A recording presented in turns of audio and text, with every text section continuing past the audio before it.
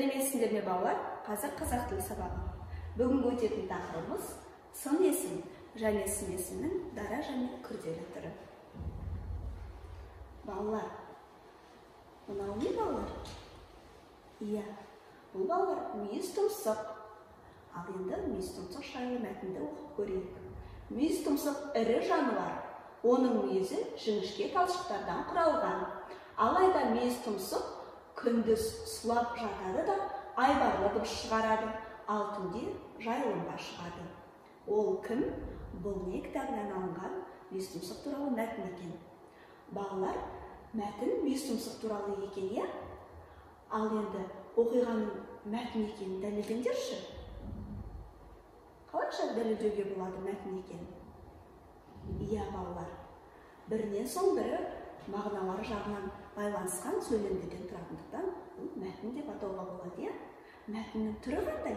Қандай түріне жатады мәтіннің? Әңгімелеу ме, сипаттау ма, пайымдау ма? Қандай түрде ойлайсыңдар? Иә, балалар, мүйіз тұмсықты сипаттауға айтып тұрғандықтан сипаттау мәтініне жатады. Сипаттау мәтінінің сұрағы қандай еді? Иә, сипаттау мәтінінің сұрағы қандай деп аталынады?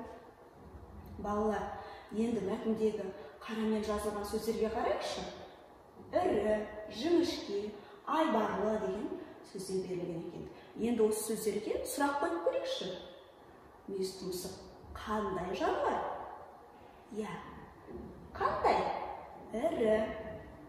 Оның мүйізі қандай талшықтардан құралған? Қандай талшық? Жіңішке талшық. Ал оның дауысы қандай? Дауысы қандай? Айбарлы дауысы, дұрыс айтасыңдар балалар. Қандай деген сұраққа жауап беретін сөз табы заттың түрін, түсін, сапасын білдіретін сөздерді сын есім деп атайды екенбіз. Сын есімдерге қандай, қай деген сұрақтар қойылады екен. Мысалы, қандай сұлу, қандай жақсы, қандай таза деген сөздер сын есім болып табылады екен. Ендеше балалар, тапсырма орындап көрейік. Мұнда бізде ребус берілген екен. Ребусты шешуіндегі сөзді қатыстырып, сөйлем құрар. Бұл не балалар? Тауық. Ребусты шешу үшін артындағы шәрін алып тастайды екенбіз тауық сөзінен. Демек, тауық. Оқ деген сөз алсақ, та деген сөз қалады, дыбыс қалады, та. Қаз деген сөзде бастапқы екі әріпін алып тастаймыз. З. Таз. Алма деген сөзде соңғы шәріпін алып тастаймыз. А қалады екен. Сонда қандай сөз шықты балалар? Таза деген сөз шықты, дұрыс айтасыңдар. Таза деген сөз қандай сұраққа жауап береді? Иә, қандай деген сұраққа жауап береді? Қандай таза? Енді осы таза деген сөзді қатыстырып сөйлем құраңдар. Қандай сөйлем құрауға болады? Мысалы, таза су денсаулыққа өте пайдалы. Тағы да басқа сөйлемдерді өздерің құрап жазыңдар. Енді балалар, суреттерге қарап, онда нелер бейнеленгенін айтайық. Мынау не? Иә, алма, сәбіз, лимон, құлпынай және шие бейнеленген екен.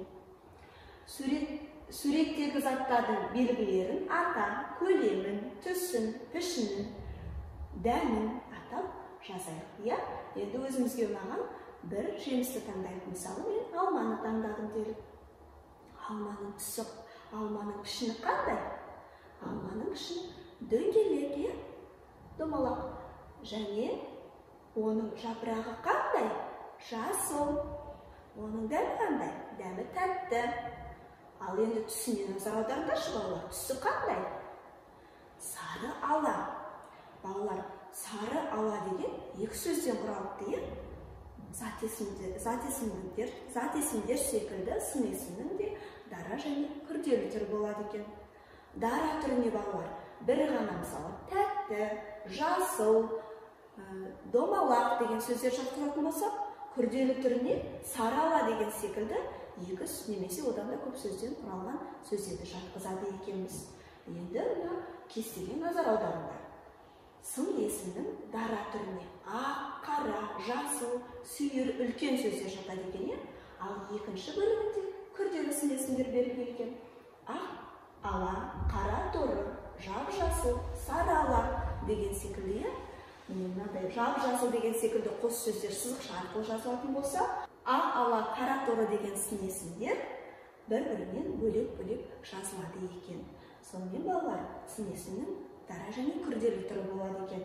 Дара сын есімдер бір сөзден тұрады екен, көк, қою деген секілді.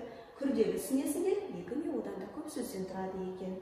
Мысалы, ақ ала, қара торы, жап-жасыл, сары ала деген секілді. Енді балалар, тапсырма орындай. Сұрақтар бойынша сипаттау мәтінін құрап жаз. Бұл не балалар? Түлкі. Түлкі қандай аң? Түлкі қандай аң еді? Естеріңе түсіріңдерші. Қу, қу аң, айлакер аң. Айлакер, қу деген сөздерге қандай сұрақ қоямыз? Қандай деген сұрақ қоямыз, Демек, түлкі қандай аң? Түлкі, қу, айлакер аң. Бұл жерде қу, айлакер сөздері сын есімді білдіріп тұр. Түсі қандай? Оның құйрығы қандай болады? Түлкі қандай жерді мекендейді? Осы сұрақтарға жауап жазып, сипаттау мәтінін құрастырыңдар. Енді балалар, сын есімдерді тиісті зат есімдермен сәйкестендіріп көрейік. Мұнда бірінші қоян деген сөз жазылған екен. Қоянның түсі қандай болады, балалар? Қандай қоян деп атаушы еді? Сұр түстері болады, қай сөзбен сәйкестендіреді екенбіз? Сұр. Қандай қоян? Сұр қоян.